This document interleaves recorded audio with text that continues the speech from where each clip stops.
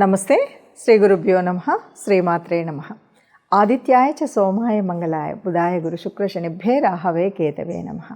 జపాకుసుమ సంకాశం కాశ్యపేయం మహాధృతిం తమోరిం సర్వపాపగ్నం ప్రణతోస్మి దివాకరం. ప్రతి మాసంలో చెప్పుకునేటువంటి మాస ఫలితాలు. అయితే ఈ మాసం ప్రత్యేకించి జనవరి మాసం. జనవరి అనగానే మనకు ఆంగ్ల కాలమాన ప్రకారంగా సంవత్సరం మారుతుంది. 2026 జనవరి.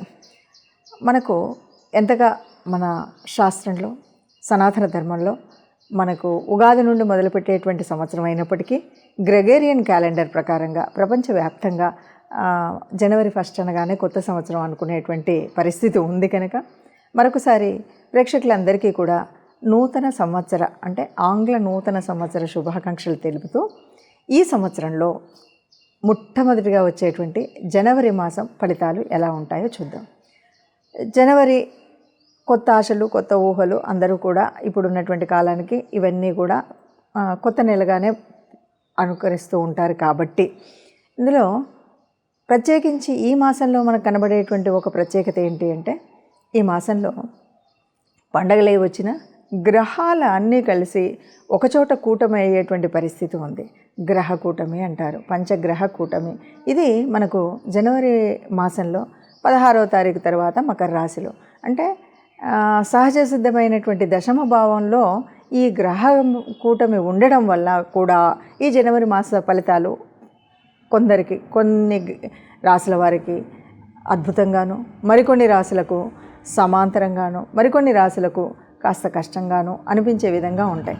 సరే, మరి ఆ విధంగా చూస్తూ ఒక్కొక్క రాశికి ఏ రకమైనటువంటి ఫలితాలను ఇస్తాయి, వాళ్ళకి ఉద్యోగ, వ్యాపార, వ్యవహారాలన్నింటిలో కూడా అంటే పిల్లలైతే చదువు సంధ్యలు, పెద్దవాళ్ళైతే వాళ్ళు చేసేటువంటి నిత్య కార్యక్రమాల్లో ఈ మాసం అంతా కూడా ఎలాంటి ఫలితాలు వస్తాయి, ఈ ఫలితాలు అంటే దుష్ఫలితాలు ఉన్నట్టయితే అవి ఉండకుండా ఉండడం కోసం ఏం పరిహారాలు చేసుకోవాలి, అలాగే మామూలుగా కొంచెం సమస్థితిలో ఉన్నట్టయితే వాటిని వృద్ధి చేసుకోవడం కోసం ఎలాంటి దైవారాధన చేస్తే అది వృద్ధి అవుతుందో తెలుసుకుందాం.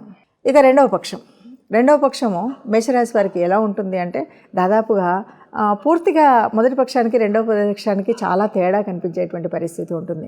ముఖ్యంగా ఏంటి అంటే, ఇక్కడ దశమ స్థానమైనటువంటి మకర రాశిలోకి రవి, కుజుడు.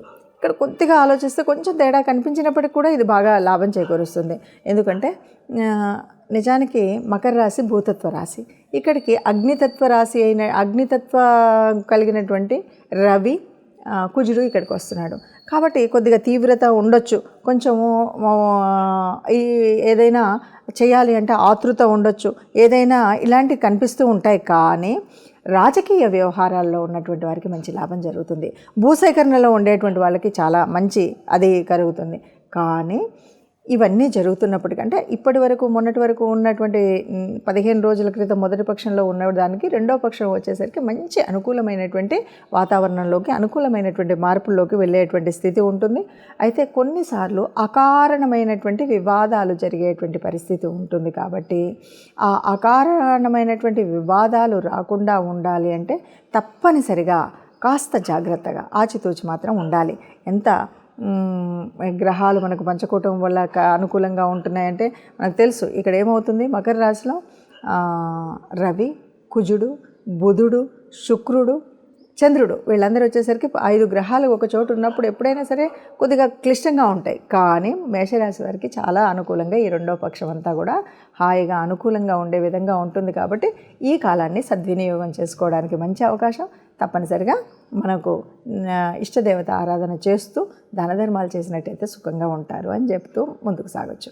ఏది ఏమన్నా గ్రహ సంచారం అనేది మన చేతిలో ఉన్నటువంటిది కాదు.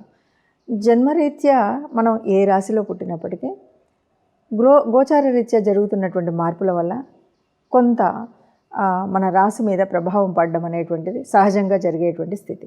మరి ఇలాంటి పరిస్థితుల్లో గ్రహస్థితి ఇలా ఉంది, మరి ఇంతేనా అంటే ఒక మాసంతో జరిగేటువంటిది కాదు. పూర్తి జీవితంలో అనేక రకాలైనటువంటి మార్పులు వస్తున్నప్పటికీ కూడా ఒక్కొక్క మాసంలో ఒక్కొక్క రకమైనటువంటి ఫలితాలను తీసుకుంటూనే దాన్ని ఒక పునాదిగా మనకు చెడు జరుగుతున్నప్పుడు జరగకుండా ఉండడం కోసం ఏం చేయాలి, మంచి జరుగుతున్నప్పుడు దాన్ని ముందుకు తీసుకువెళ్ళడం కోసం ఏం చేయాలి అన్నది తెలుసుకోవడం కోసం చేసే ప్రయత్నమే జాతకాన్ని తెలుసుకోవడం, గోచార రీత్యా ఉండేటువంటి ఫలితాలను తెలుసుకోవడం. మరి ఈ రీత్యా కనుక మనం చూసినట్టయితే ఇప్పుడు ఒక్కొక్క రాశికి ఒక్కొక్క ఫలితం ఉన్నప్పటికీ కూడా మనం పరిహారం, ఎందుకంటే మనకు గ్రహాలు ఎలా ఉన్నాయి, ఎందుకున్నాయి అంటే ఇదంతా కూడా పూర్వజన్మ సుకృతం అనే అంటాం. పూర్వజన్మలో ఉన్నటువంటి ఫలితాలకు ఆధారంగానే ఆ పూర్వపుణ్య ఫలంగానే మనం పుట్టినటువంటి రాశిగానే ఉంటుంది. మనం వచ్చేటువంటి కాలగమనంలో వచ్చేటువంటి మార్పులు కూడా మనకు అందుకు అనుకూలంగా ఉంటాయి. కాబట్టి మనం చేసే పాపపుణ్యాల మీద, మనం చేయబోయే ఇప్పుడు చేస్తున్నటువంటి పుణ్యాల మీద మన ఫలితాలను సర్దిద్దుకునేటువంటి పరిస్థితి ఉంటుంది. దేనికైనా సరే ఎప్పుడూ కూడా గ్రహాల అనుకూలత ఉండాలి, దైవ అనుగ్రహము ఉండాలి. కాబట్టి మనం ఈ మాసం అంతా కూడా జనవరి మాసం అంటేనే మనకు మొదటి పక్షం అంతా కూడా మనకు తెలిసినటువంటి విషయమే.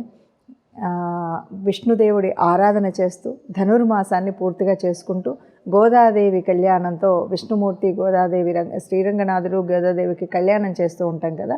ఈ కళ్యాణం వరకు కూడా నిత్యం ఆ విష్ణు సహస్రనామం అంటే మొదటి 15 రోజులు విష్ణు సహస్రనామం చేసుకోవడం. అందులోనూ మళ్ళీ ఇంకొక ముఖ్యమైనటువంటి విషయం ఏంటంటే ఈ మాసంలో వచ్చేటువంటిది వైకుంఠ ఏకాదశి. దీన్ని కూడా దృష్టిలో పెట్టుకున్నట్టయితే ఈ మాసమంతా కూడా మనం పుణ్యమైనటువంటి ఫలితాలను పొందాలి అంటే తప్పనిసరిగా ఆ విష్ణు సంబంధితమైనటువంటి ఆలయాలకు వెళ్ళడం, విష్ణు సహస్రాన్ని చదవడం, వీటితో పాటు ఎక్కడైనా సరే ఆ విష్ణు దేవాలయాల్లో ఆ ధ్వజస్తంభం దగ్గర దీపాన్ని పెట్టడం, ఇవి మనం చేయవలసినటువంటివి.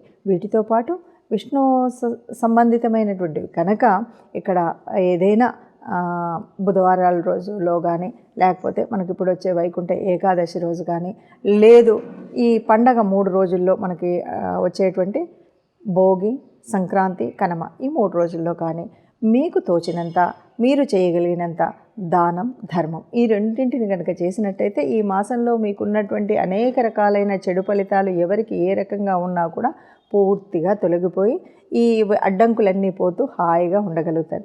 కాబట్టి ఇక్కడ మనం ప్రత్యేకించి నిత్య దేవతారార్చన లేదా ఇష్ట దేవతార్చన చేస్తూనే విష్ణు దేవాలయాల్ని సందర్శిస్తూ దానం చేసినట్టయితే మనకు ఏ రకమైనటువంటి కీడు కలగకుండా ఈ జనవరి మాసం. ఎందుకు మనం ఈ జనవరి మాసంలో ప్రత్యేకించి ఇలా చెప్పుకుంటున్నామంటే ఏదైనా సరే సంవత్సరంలో మొట్టమొదటి మాసంలో ఎలాంటి విఘ్నాలు లేకుండా ముందుకు వెళ్ళినట్టయితే సంవత్సర కాలం దిగ్విజయంగా ఉంటుంది అనే భావన ఉంటుంది. కాబట్టి దానం ధర్మంతో మన కష్టాలని కడతెరుచుకుందాం. మొత్తంగా మనం చెప్పాలి అంటే ఇప్పుడు మీరు రాశి ఫలితాలు చూడగానే చాలామంది రకరకాలుగా మాట్లాడుతూ ఉంటారు. అంటే ఏదో గ్రహస్థితి అన్నారు, మళ్ళీ ఏదో చెప్పారు, ఇది ఇలా కాదు మాకు ఇలాగే జరిగింది అంటే కొంతమందికి 3 రకాలుగా మనం చెప్పచ్చు. ఒకటి ఏంటంటే మన పూర్వ పుణ్య ఫలితాల్లో దాన్ని మనం బేరేజ్ వేసుకుంటూ వెళితే మన పాపకర్మల్ని వదిలించుకుంటూ వాటిని బ్యారేజ్ చేసుకుంటూ వస్తున్నటువంటి స్థితిలో కొంత కష్టం నష్టం అనేటువంటిది కనిపించేటువంటిది ఒక పద్ధతి. ఇక రెండవ పద్ధతి మనం నిజంగా మనము మన రాశి ఇదేనా, మన స్థితి ఇదేనా అన్నది సగం మందికి తెలియదు. ఎందుకంటే జన్మ సమయంలో సరిగ్గా నిర్ణయం తీసుకున్నటువంటి వాళ్ళు చాలా తక్కువ మంది ఉన్నారు. పాతకాలంలో అయితే ముఖ్యంగా ఊర్లలో ఉండి హాస్పిటళ్ళల్లో సరి అయిన సమయం చెప్పినటువంటి వాళ్ళు కొంతమంది ఉంటారు. ఇక మూడవ స్థితికి వస్తే ఇక్కడ మనం చెప్పాల్సింది ఇది గోచార రీత్యా జరిగేటువంటి మార్పులు. ఈ గోచార రీత్యా జరుగుతూ ఉన్నప్పుడు కోటాను కోట్ల మందిలో కొంతమందికి మాత్రమే ఎందుకు అవుతుంది, మిగతా వాళ్ళకి ఎందుకు అవ్వదు అంటే జన్మరాశి మనం ఏదైతే జన్మకుండలి రీత్యా మన జన్మరాశి చక్రంలో మనకు కొన్ని రకాలైనటువంటి యోగించే గ్రహాలు, యోగించని గ్రహాలు ఉండడం వల్ల ఆ గ్రహస్థితి ఏ స్థానంలో ఉందో, 10వ స్థానంలో ఉంటే ఉద్యోగానికి నీకు ఇబ్బంది లేనటువంటి రవి ఉన్నాడు, చక్కగా గవర్నమెంట్ ఉద్యోగం అనుకోవచ్చు. అలా కాకుండా ఇబ్బందులు కలిగించేటువంటి స్థితి ఉందా, ఏ గ్రహాన్ని ఏది చూస్తుంది అంటే గ్రహం యొక్క యుతి, దృష్టి, ఇవన్నిటి మీద ఆధారపడేటువంటి ఈ గొప్పనైనటువంటి వాడిని మనము స్థాళీపులక న్యాయంగా చెప్పడమే ఇందులో ఉంటుంది. కొంతగా మనకు జరగబోయే నష్టాలు ఎందుకు చెప్తారు అంటే ఆ నష్టాలను తట్టుకొని ముందుకు వెళ్ళడం కోసం. కష్టాలు ఉన్నాయి, ఆ కష్టాలను కడతీర్చుకోవడం కోసం సవ్యమైన మార్గంలో వెళ్ళండి, ఈ దేవత ఆరాధన చేయండి అని చెప్పడం కోసం చేసేటువంటి ప్రయత్నమే ఈ మాస ఫలితాలు అని చెప్పచ్చు.